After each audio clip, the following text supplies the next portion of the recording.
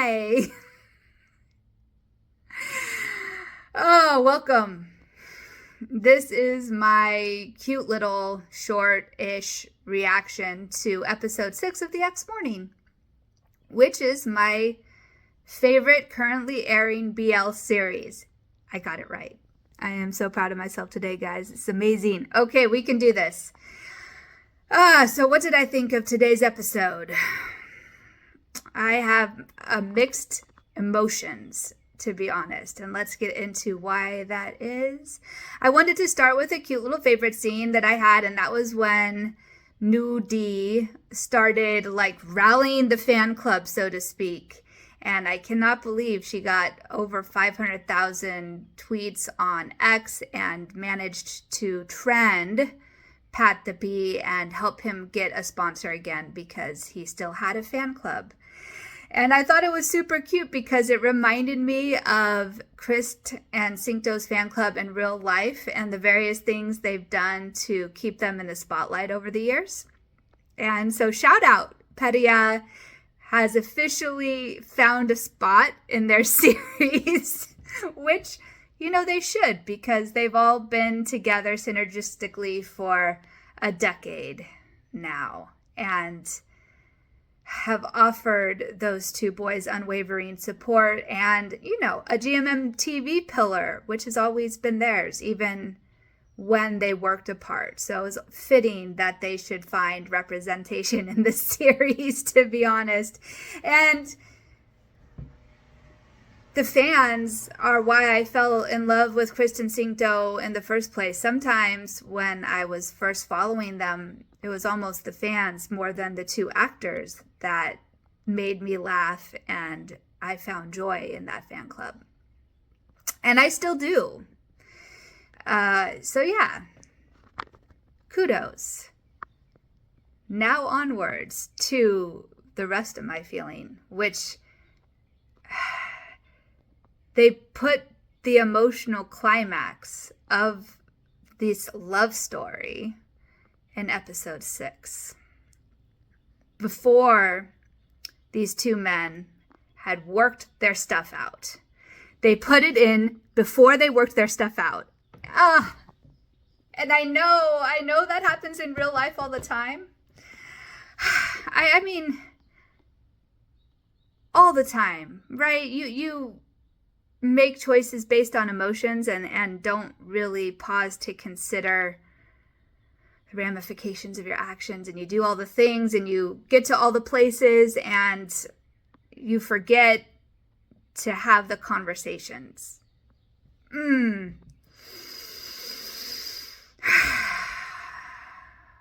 There wasn't the conversation. Okay, let's talk about Tam. Tam has a big struggle in this episode. He is highly insecure. And that's apparent when the ex comes back into the picture, particularly. I don't even know if he's an ex now. At first, I thought he was an ex. Paul, P's ex. But now I don't think he's an ex. I think he's just a man that P had a huge crush on. Man, they were in college. He was a boy that P had a big crush on. They were, I don't think they were ever even together.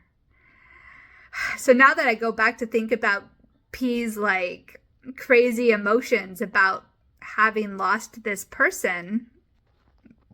What? Wait a second. What? Is that real? Or was that just his manifestation and his sadness over having it not work out? Because one of the scenes in today's episode was P and Tam seeing Paul with some other guy. And I wasn't clear that they were already together at that point. So, what an emotional roller coaster for P, right? But Tam was not courageous. He wasn't courageous. He didn't find his way to telling P how he felt when he was in college. And at the end, they fell into a physical relationship, and P declared him his without them having any kind of conversation or with, I don't know, it didn't seem as though Tam even really explained his feelings. And so, come to present day, Tam still didn't really tell B how he felt at all. Not at all. He didn't tell. All he did was say he was going to fight for him, and I suppose in his way that was probably more courageous thing than he'd ever done, based on P's expression, which was like a little bit almost dumbfounded, at least very surprised that Tom had the courage to say that. And then he also, okay, one big thing he did do. He didn't declare his undying devotion, no, but one big thing he did do was he showed his insecurity. I think that was also a big deal. And both of those things happen after, like, he realizes from somebody else telling him, which is a pretty typical rom-com trick, right? You have an outside person who helps motivate you to explain your feelings. And then he does the whole mad dash to go find P before it's too late, which was also really, really kind of funny to me because it's a lot. It's such a typical rom-com device to use. In fact, I might just have to use it in one of my stories sometime because it is a classic. It's even more classic if he were running to an airport, but this time it was only to a restaurant. But yeah, no, Tam had this huge emotional breakthrough, and he says all of these things, and at the end, P asks him to get back together. And of course, Tam is going to agree. And we don't have any resolution to the old problems. We don't know why Tam left still. Even today, we don't know why he left. Why did he leave? I still need to know why he left. I did predict that was going to be like the ultimate climax to the story, and I think it still is. I think the end of today's episodes was the start of the climax, and then maybe it would be pretty cool if episode 7 had more of it. Like today had an emotional climax. Maybe this next episode will have some actions climax, and then we have 8, 9, and 10 for a really strong, like slow, plenty of breathing room resolution, and that would be ideal. I would love that.